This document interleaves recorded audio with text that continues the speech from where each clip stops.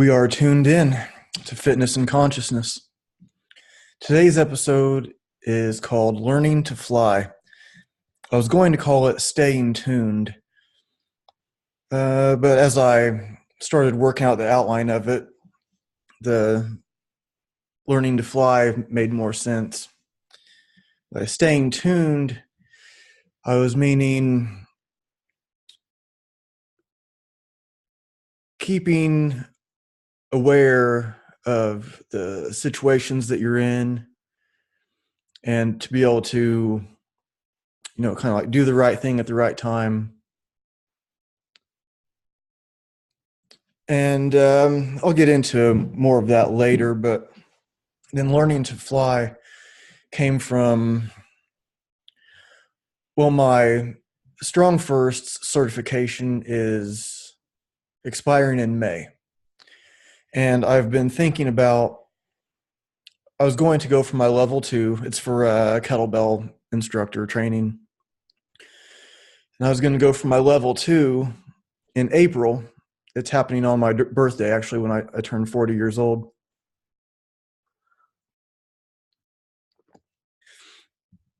And I've been a Strong First instructor for almost 4 years now. And I think it's an excellent certification. And there's plenty I can learn from the instructors there. And the founder, Pavel Tsatsouline, has reshaped and given new life to my training for sure. And that happened like 8 years ago. It made me excited to be a trainer again. I only wanted to be a trainer under his certification after I learned about him, and it really blew my mind, this kind of training. But now I've been just thinking of doing my own thing. I started as a trainer in 1999. And then after a couple years back then, I quit being a trainer. It was because of the place that I worked. The owner was a real control freak. And then I was just training. I was still training people, just not as a job. I was training friends and friends of friends. And he'd come over. We'd do martial arts and train lifting weights. And I wasn't trying to make money at it. And then when I learned about Pavel, and it was the Russian Kettlebell Challenge at the time. Now it's Strong First.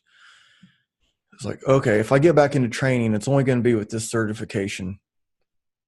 And it took me some time to develop the skills to pass the test. Even if someone is really strong, it's going to take time to prepare for this test. There's physical things that you have to do, and the technique is super strict, and it's all good. I have nothing bad to say about it. But now I'm thinking, I just want to do my own thing. I don't want to have someone else's certification. I'm going to pause for a second. This light is shining right in my eyes. Okay. Lampshades are very helpful. Maybe I'll do a show about lampshades. There's probably some metaphors there that I can pick apart. Maybe the video doesn't look quite as clear, but at least I don't have this bright light shining in my face now. But anyways, I'm thinking of just going on my own thing. I've looked into it. I can get insurance for training without having the certification, and I feel like I don't really have to prove myself by saying that someone else approves of me.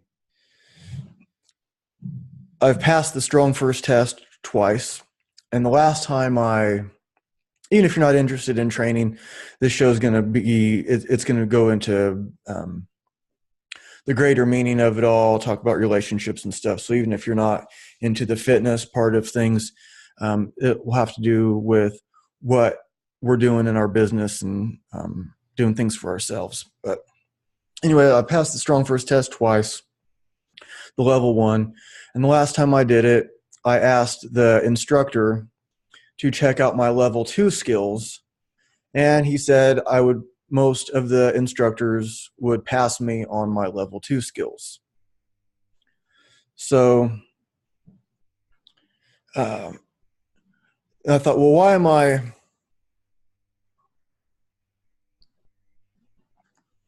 going to go back and do that again? And it's so that I might, but more and more I'm thinking I won't. And I was talking to, I won't say who, but I was talking to someone else who I really respect in the kettlebell community, and I was going to get his certification. I sent him a message about it, and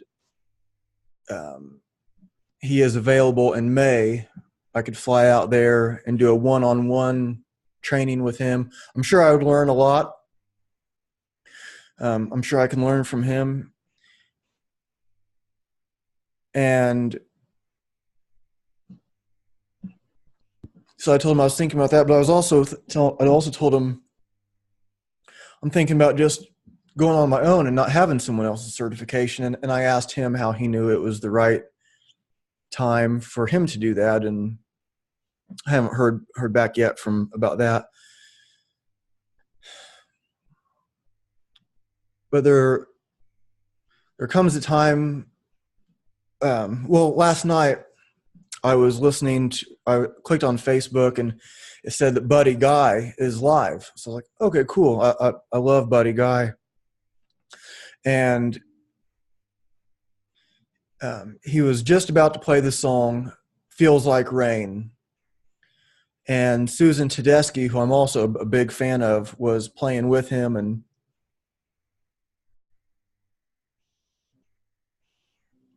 Feels Like Rain is one of my favorites. And they did it, but they didn't do it like you might hear it on. They were just kind of like playing around with it a little bit more. It wasn't like a real finished type of thing that they did. But anyways, he was saying after the song, he's like, when you're young and coming up, you have to play other people's effing records. And he was cussing. And but then what made him a legend was not, oh, he was really good at playing Muddy Waters songs, or he was really good at playing Howlin' Wolf. No, he was Buddy Guy. He's an absolute legend because he's unique. So, yeah, when he was first starting out, he was playing the Howlin' Wolf and Muddy Waters. And it doesn't mean that he thinks that he's better than those guys. It just means he's himself, and now he's doing his own thing. And he has been for 50 years or something. Buddy has been around for a really long time. He has a very unique style. And, I've heard David Gilmour from Pink Floyd talk about, at some point you become your own favorite guitar player. And he was talking about, kind of the same thing. He's like learning other people's styles. And then, you just learn to do your own thing. So when I was looking for some things to read on the show about it to get my to help illustrate my point, the song "Learning to Fly" popped up, and I don't know if it was like one of the first Pink Floyd songs that I heard, but I remember the video being on MTV. I think it came out in 1988, I believe, was when the song came out. And the video on MTV, it's really cool. You can still look up Pink Floyd "Learning to Fly" video, and it's really neat. But here's the lyrics for it. Into the distance, a ribbon of black, stretched to the point of no turning back. A flight of fancy on a windswept field, standing alone, my senses reeled. A fatal attraction is holding me fast. How can I escape this irresistible grasp? Can't keep my eyes from the circling skies. Tongue-tied and twisted, just an earthbound misfit, I. Ice is forming on the tips of my wings. unheeded warnings. I thought of everything. No navigator to find my way home, unladen, empty, and turned to stone. A soul in tension that's learning to fly, condition grounded but determined to try.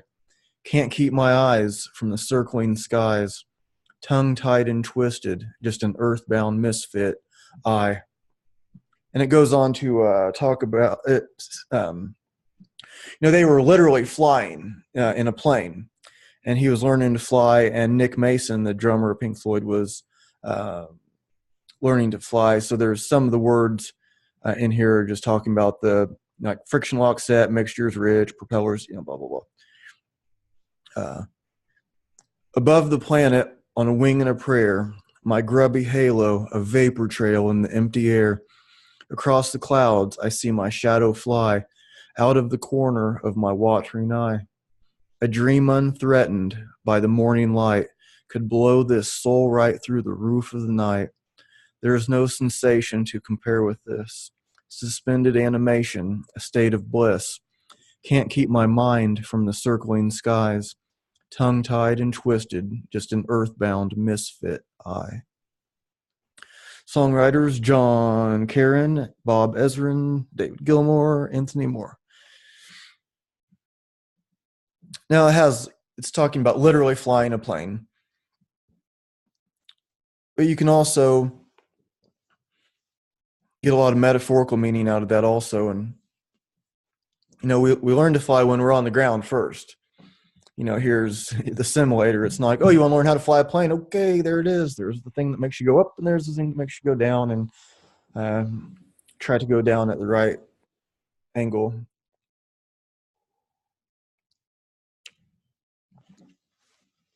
So I feel like after starting as a trainer in 1999 when I was 20 years old, I've had enough instruction. I'm humble enough to understand that there are people who are more advanced to me in many ways. But I'm also confident enough that I have this track record of students and clients that's really good. I'm really happy with it. And so I'm thinking I'm just going to continue developing my own system and to have it more defined so I can present it better than I have been before. And I have presented it. I've talked about the 5 elements of fitness: mobility, stability, strength, power, and endurance. And it's the combination of those elements where the magic happens. And that's the performance. And I'm not going to get too into the details of it now, but I do have this stuff pretty well thought out. And I'm just going to keep making it better.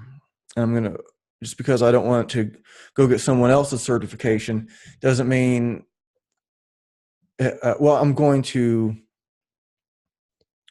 doesn't mean I'm not going to hold myself to a high physical standard, and it's probably going to be greater than what anybody else would demand of me.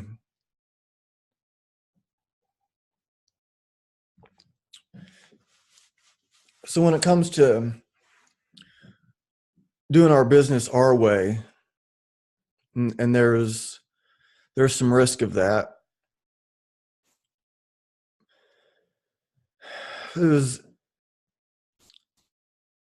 But it's just the right time, I believe.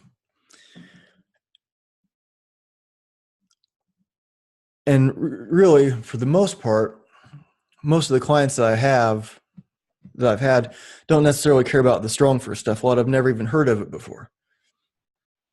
But some people have gotten a hold of me just because I'm a StrongFirst instructor. They saw my name on the website. They contacted me and they want StrongFirst style kettlebell training. Maybe they're interested in the certification. So that happens. And I can still prepare people for that.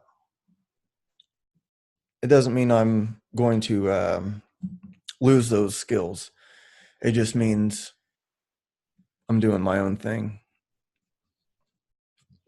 There's also the learning to fly. Like when you look up the song "Learning to Fly," a couple different things could come up.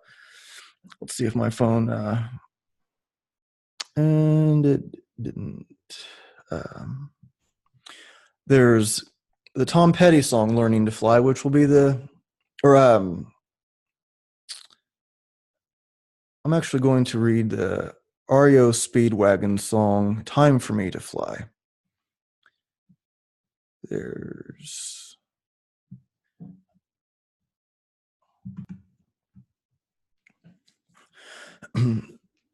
so REO Speedwagon has a song "Time for Me to Fly." It's one of their most famous ones. Because I'm also talking about this learning to fly, as in when it's time to like leave another relationship. Maybe it's just a friendship. Maybe I'm speaking more of at the moment a romantic relationship, or what has the possibility to be one, or what you hope might be the possibility, but you're delusional maybe. I've been around for you, been up and down for you, but I just can't get any relief. I've swallowed my pride for you. I've lived and lied for you, but you still make me feel like a thief. You got me stealing your love away, 'cause you never give it, peeling the years away, and we can't relive it. Oh, I make you laugh, and you make me cry. I believe it's time for me to fly. You said we'd work it out. You said that you had no doubt that deep down we were really in love. Oh, but I'm tired of holding on to a feeling I know is gone. I do believe that I've had enough. I've had enough of the falseness of a worn out relation, enough of the jealousy and the intoleration.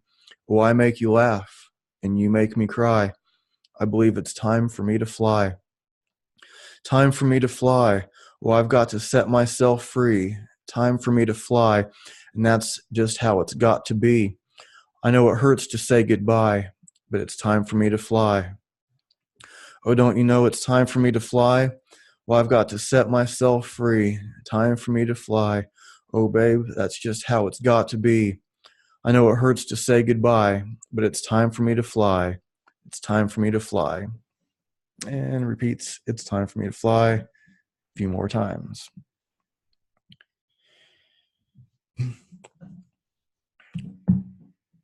Sometimes we have our own patterns of, well, almost always we have our patterns, right?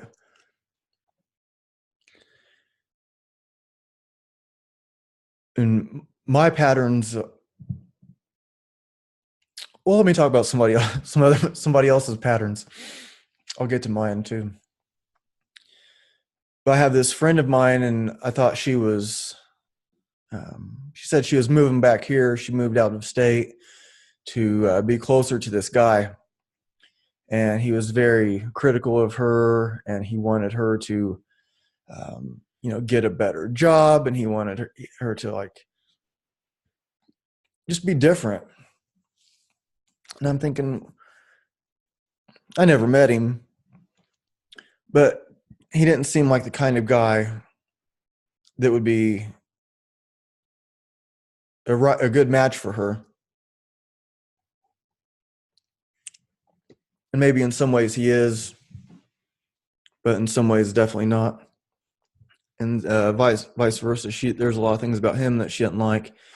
She's real into health. She's a vegetarian, and he like smokes, and he's overweight, and but he has this other thing where like he's a lot more like financially successful, and she's saying that that's not part of her attraction to him.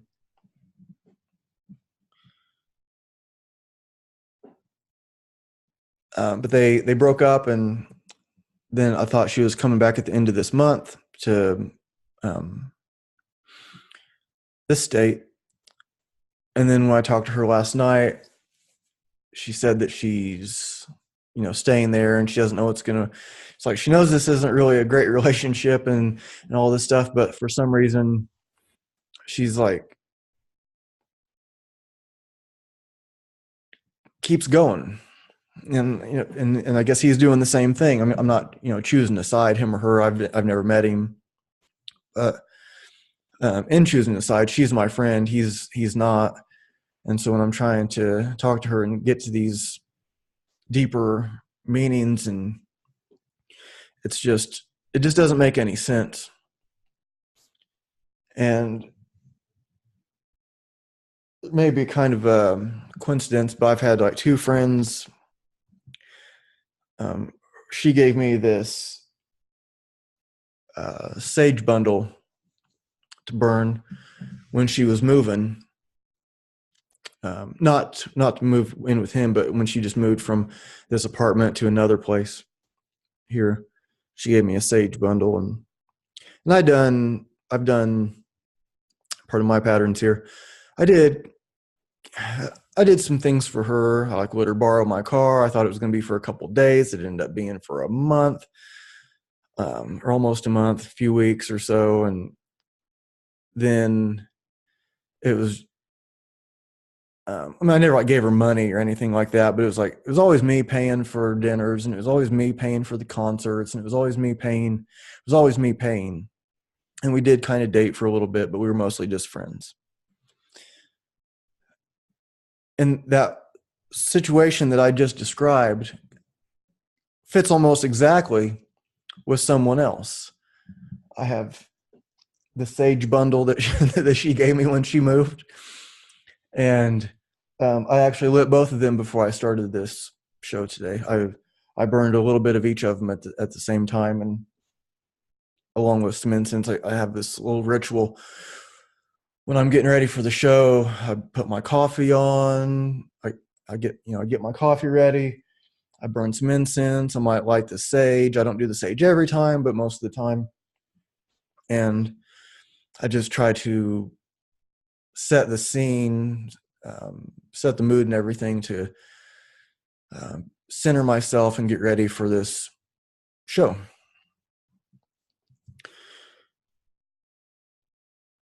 And so these one-sided relationships are, it's not like this happens to me every time, but it's happened a couple times. I don't even know that I would call it a pattern, but it's happened. And my last long-term girlfriend knew about the one girl I was talking about, and she was not this person that needs a lot of help. Everybody needs some kind of help, but she didn't need me to pay for all the dinners. I did pay for a lot of them, especially at the beginning, and then after a while, I got to be more of a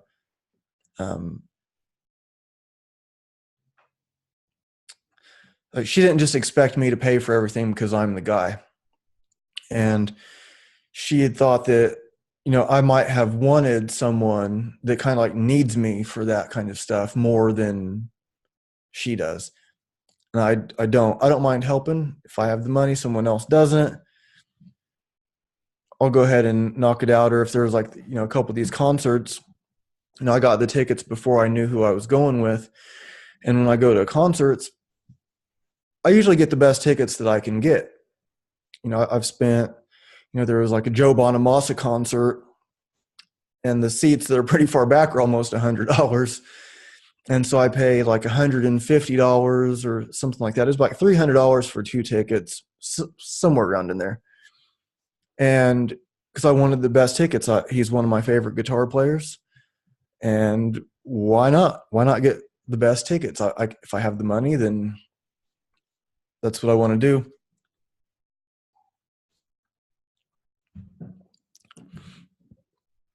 And so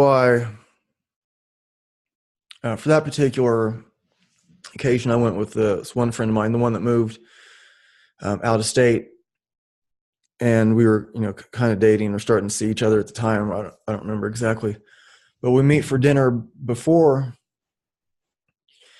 and I'm thinking, okay, if someone, I didn't ask her, but I'm thinking, okay, since I'm I didn't make a big deal about how much the tickets cost, um, or even maybe even mentioned it until like later on. I'm thinking, okay, if someone's taking you out to a concert and you're at dinner, would you offer to pay for the dinner? And in her case, no, she didn't.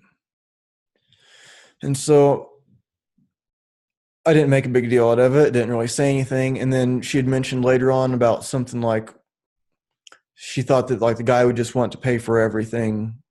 Like, I want to take you out tonight and, take care of all this stuff.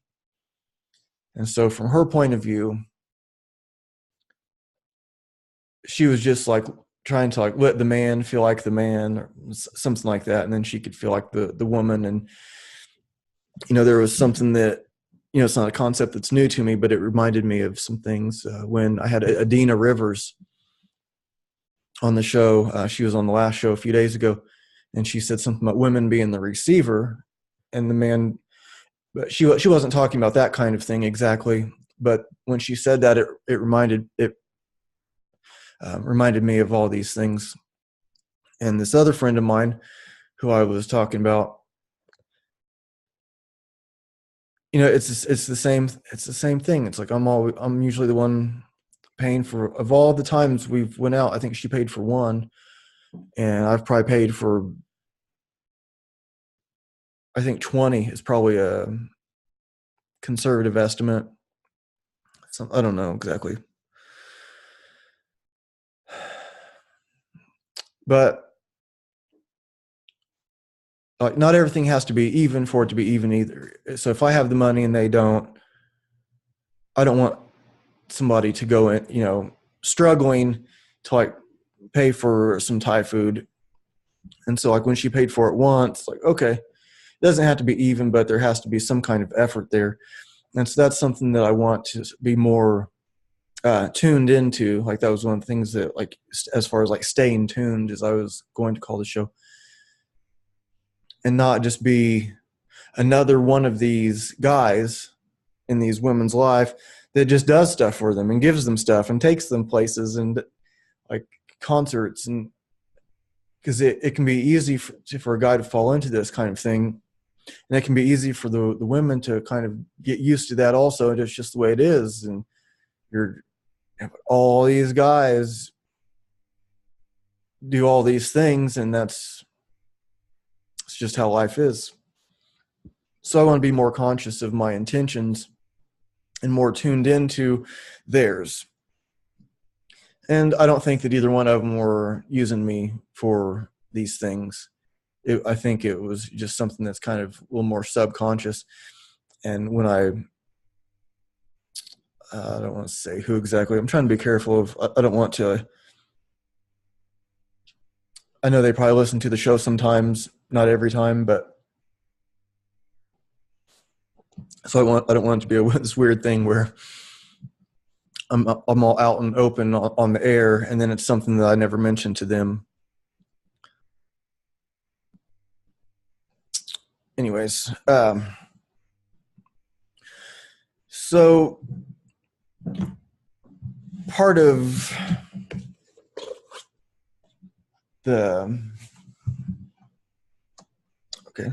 turned right to it. This is from Khalil Gibran's The Prophet. Then said a rich man, "Speak to us of giving." And he answered, "You give but little when you give of your possessions. It is when you give of yourself that you truly give. For what are your possessions but things you keep and guard for fear you may need them tomorrow?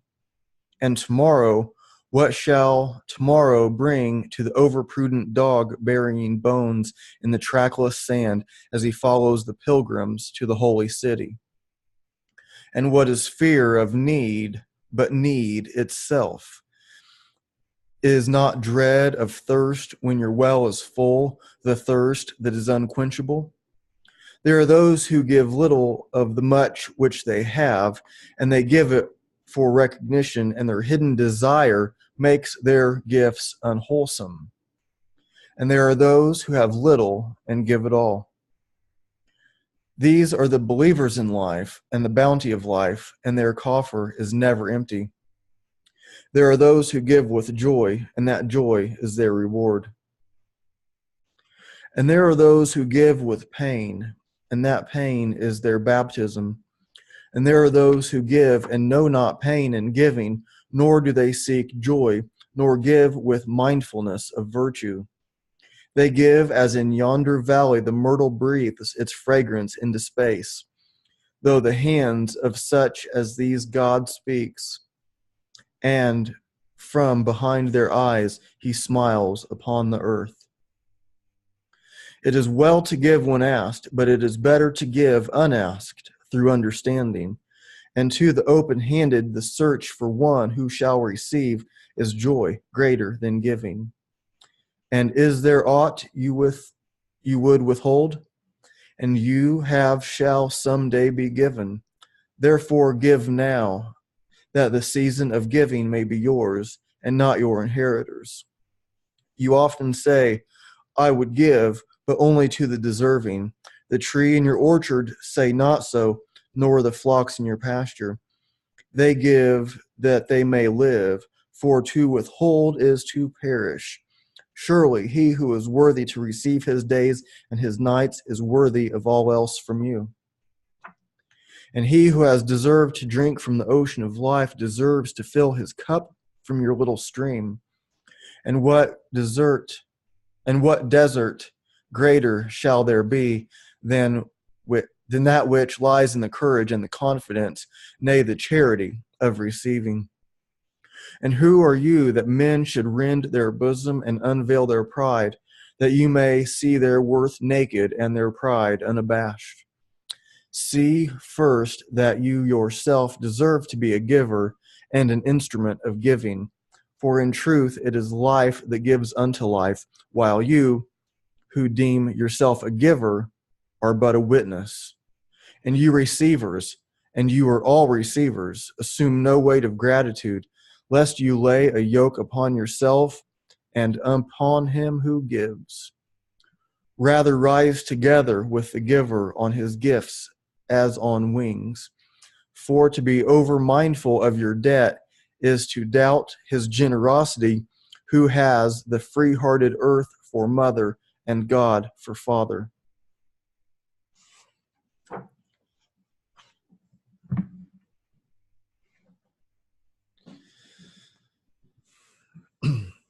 If I want to get as honest as I can, sometimes maybe there were these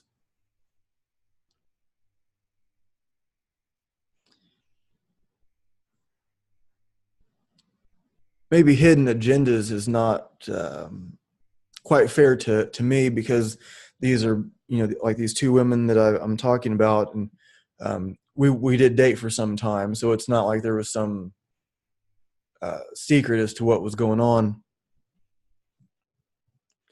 But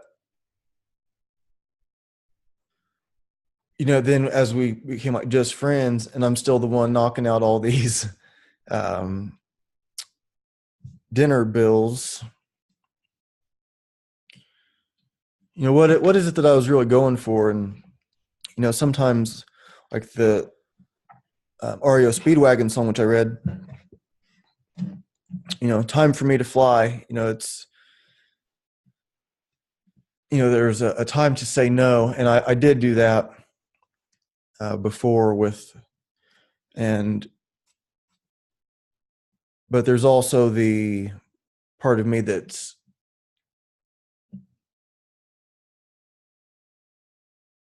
not waiting around, not like trying to have something happen, because if there's some kind of you don't want to like try like force things from happening, like a girl is gonna end up liking you from because you buy the dinners and like do stuff. That's not what I'm trying to do. But there is that undercurrent of possibility in the thinking both ways, and those who will manipulate, who will have the women who will have guys do things for them by hinting that something more may be happening. one of the people that helped one of my friends move, this guy she hadn't known very long, but he ended up like writing her this message about how like he knew that they were just supposed to be together, some kind of. She read the message to me. It was really bizarre. She was talking about like these different like time cycles and stuff. It was weird. But so he was doing that from yeah. Anyways, if you want to do something, do it. And then if you don't. But if you're expecting some kind of outcome, then don't do it. If you want to help somebody move, if you want to help somebody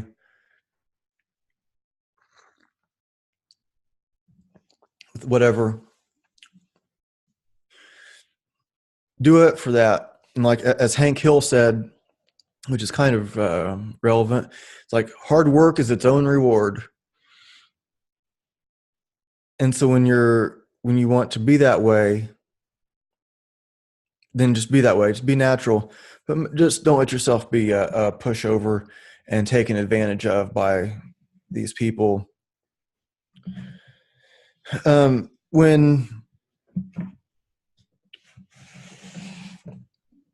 we're passing on these teachings, and there's my bookmark fell out here.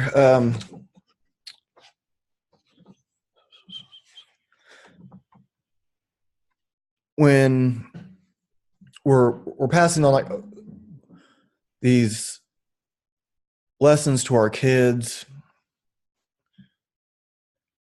like so much of our life is our relationships. And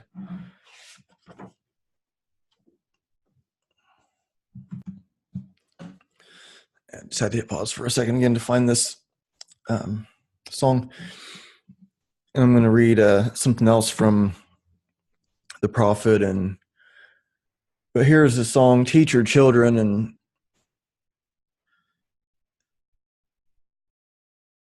I used to play this, or when it would come on the radio, when my kids were in the car when they were young, I'd always tell them to, like, listen to these lyrics. And I would turn it up and I would just say, just listen to these lyrics.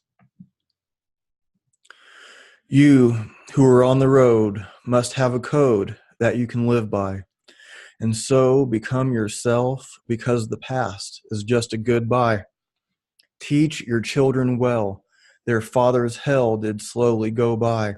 And feed them on your dreams. The one they picks, the one you'll know by.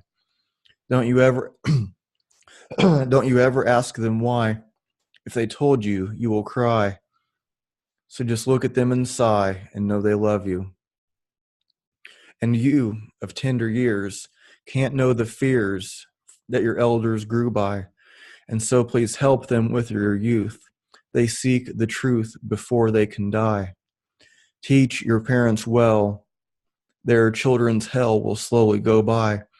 And feed them on your dreams, the one they picks, the one you'll know by. Don't you ever ask them why. If they told you, you will cry. So just look at them and sigh and know they love you.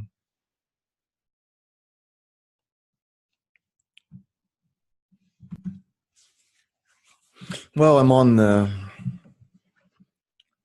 this song has popped into my mind, and Magical Child by Graham Nash. As I lie beside you, feeling the life that we made with our souls, nothing like this has ever happened to me. I seem to react to a vague memory. This is the way that she said it could be, having a magical child.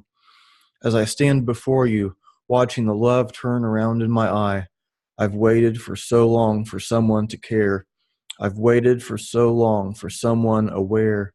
I've waited for so long for someone to share, having a magical child. Really makes me wonder why I waited for so long to bring another life to this place. Then I finally realized I was watching myself grow up. Can you not see it in his face, your face? Really makes me wonder why I waited for so long to bring another life to this place. Then I finally realized I was watching myself grow up. Can you not see it in his face, my face? As I lie beside you, feeling the life that we made with our souls, nothing like this ever happened to me. I seem to be reacting to a vague memory. This is the way that she said it could be, having a magical child, child, child.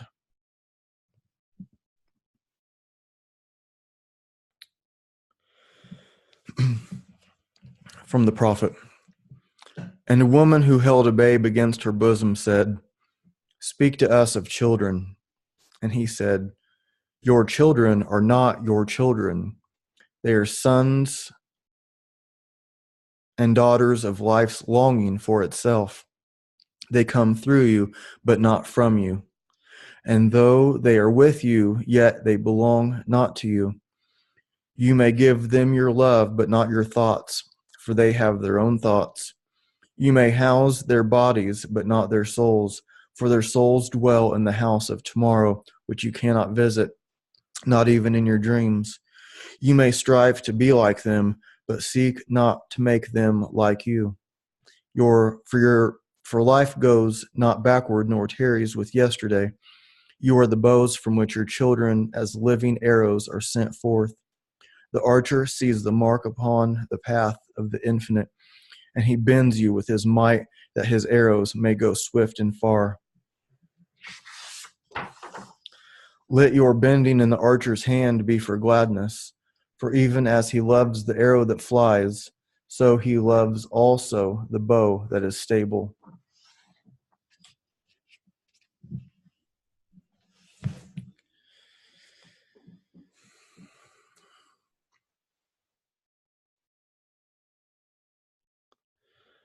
Try to put together these different ideas of learning to fly, like teaching the children to fly, to do their own thing, and to make it a good thing, to have them hold themselves to a high standard and not be sneaky. And it's common to want them to have a better life than us. We want to pass down our money in a way, but our spiritual inheritance, our wisdom inheritance. That's the most important thing. And I see as my daughter now, she'll be 21 in just a few weeks. I was a couple months shy of 19 years old when she was born, and she's taking her test to sell insurance tomorrow. And she's been, studying, and it's pretty amazing how things work, and the things that sink in and the things that don't, things that we may not know sink in. But getting to that point where your children are not your own. And this friend of mine yesterday, one of the girls I've been talking about, I mentioned the prophet, and she said that I said, I don't remember what brought it up exactly, but I said that I saw that she had a copy of it, and she said that the one on children was her favorite. And I didn't remember reading that one. I've read quite a few of them on the air, and I thought I looked through the whole book, but I didn't really remember seeing that one. But that was something that I've told people too. There was a guy, a buddy at the gym, and I didn't know he was talking to this woman that was pregnant. I thought he was just saying something about kids in general. And he asked me about advice on kids. It's kind of like saying it across the gym. So it wasn't like some real personal conversation. I was like, the toughest thing is realizing that they're not yours. That's a tough one. We it seems like we want them to be these robots that we can just program and push these little buttons and then they'll do these things, and you program in this happiness and success and doing all the things that you want them to do, and it just doesn't work that way. But then we get these signs, hopefully, these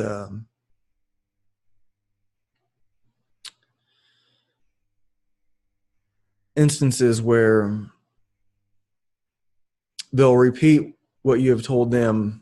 It's like these lessons are sinking in, and there's something about them, points where they'll start to rebel, and that rebellion against the parents may be a good thing. This is something that I'm probably not saying it exactly right, but what Jordan Peterson has talked about, but it's something like they have to show that they don't need you, and we don't want them to need us. So they'll rebel, and then whatever it is that you're about, they're not about it.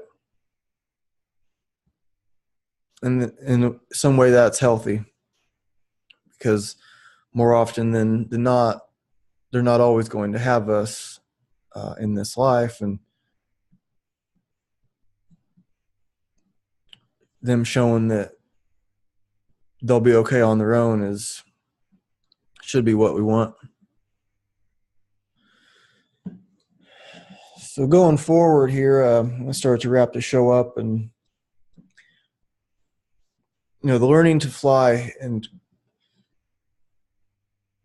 to just think, okay, I still might end up getting somebody else's certification, because there are people that I still study a lot and have a lot of respect for. But the more I think about it, and then hearing Buddy Guy last night talk about, when you're young and coming up, you got to play other people's effing records. But then you end up, but you can't just be, you don't want to just be in the best cover band ever, right? You'd like to be known for your own music, and it's so cool to play. I mean, all the greats are still playing other people's songs, literally, they're playing other people's songs. But how many people do you like just because, how many people get to be legends just from playing other people's stuff? It just doesn't work like that. So it's time for me to fly. And I hope all of you can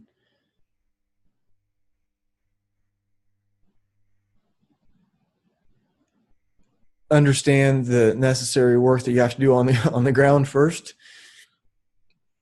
and then just know when it's time to take off and do your own thing, and I'll leave it at that. Thank you everyone for tuning in. The show is just growing and growing, and it's really humbling and motivating, and I appreciate it so much. This is the month of January. The analytics are about 50% more than last month, which is really cool to see. And the month isn't over yet. So I don't mean it's I don't know. I want to let everybody know I appreciate them listening and sharing the show for whoever you think might share it or might enjoy it rather. And if you have any feedback for me, if you want to be a guest on the show, I don't take just anybody, but if you can send me a message at fitnessandconsciousness@gmail.com.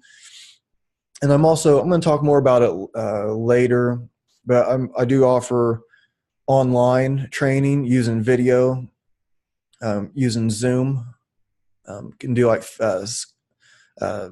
Skype also, but usually use Zoom. And you can record, or I can record it and send it to you, your session, so you can see me demonstrating technique. I will correct your technique in real time. And a lot of people that contact me are, found me through Strong First, and they just want they don't plan on having a trainer for a long time. They come to me because they do their own thing, but they really want to learn how to use kettlebells properly and then go back to training themselves. So maybe they'll just get 5 sessions, 10 sessions, something like that. Sometimes more. It varies quite a bit. But even if you think, you don't want a long-term trainer, I'm not offended by someone saying, yeah, I just want a couple lessons or something like that. It's one of the things that I do. And I've done that with people too. I've went to different instructors and be like, I want to learn this, and I learn it from them. And then when I have it, then I move on. And so I've had people come to me for that. And then I've had other clients for years. So fitnessandconsciousness@gmail.com is the easiest one to remember. Feel free to contact me about the show or training. Thanks everyone for listening. See you next time.